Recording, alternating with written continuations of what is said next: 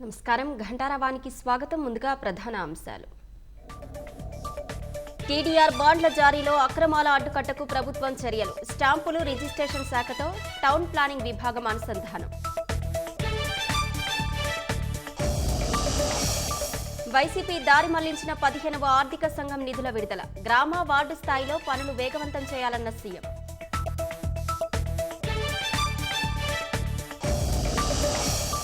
Iconic కట్టడాల వద్ద నిల్వ నీటిని తోడేందుకు సిఆర్డీఏ చర్యలు.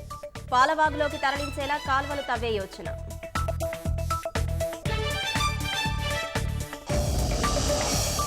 బీజేపీ తనపై నిరాధార నిందలు వేస్తోందన్న సిద్ధరామయ్య. మోదీ సబ్కా సాత్ సబ్కా వినాష్ కోరుకుంటారని ఆరోపణ.